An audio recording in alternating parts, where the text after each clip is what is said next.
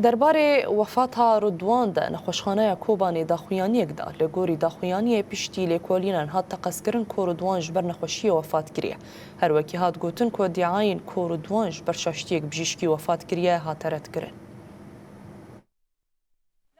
هندرین امل چپ جه قستره دامار هات دیدن لالی هندرین ای بازوی راست جی جه کو تست حساسیت یا درمان لی هاتی کردن هات دیدن و او جه به دورشین هاتی نشان کردن لسر تواهی لاش جنازه تو نشان الرژی درمان آنجی شوق و نشان چرمی ند هات دیدن هر وها تو نشان لیدان تو تجی آنجی شدت لسر جنازه ند هات دیدن دو گوشت پشته او رانان درجی تو نشان درزی لیدان درمانان و به درزی موصولی نهادا دیدن لسر رو لیو و سریعن تلیعن دستانان سوربون و شیناهی در دور ها دیدن اف نشان جکن بونا اکسیژن دلاش ویدا بری مرنه چی بویا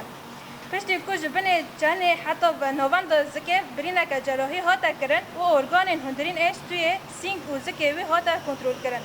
ها دیدن که همو ارگان دجه خواهی نورمال دابون و تشت نه آسایید نه هده ها دیدن لده دل دا گوهرین نه آسایی ها دیدن موسولکه دل مزن ببون و دیوارن ویس دور ببون هر و حال سر موسولکه دل دورن مزن این مرن ها موسولکه دن ها دیدن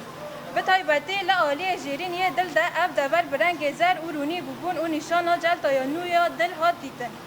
پشتی که همو دیدن ها نقاش کرن و نرخاندن ها دیار کرن که صدم و مرن جل تایا دل وی بود و صدم و وی خوشیه که هندورین آدلن و هر وساده تیگلیه وی دا بلیدان درزی یانجی درمان دیتر تو نیا کو بویا صدم و مرنوی یانجی جبر نبونا تکستا حساسیت بویا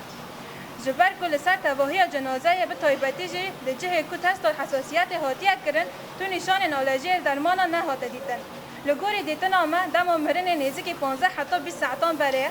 دم کنترل کردن جنازه 2 ساعت 1.5 رو ده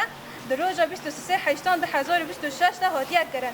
دکتر فیصل ترکی النعسان دکتر پزشکی قانون الحلبه دکتر عبدالرحمن محمد شهاده ریوربری پزشکی قانونی الحلبه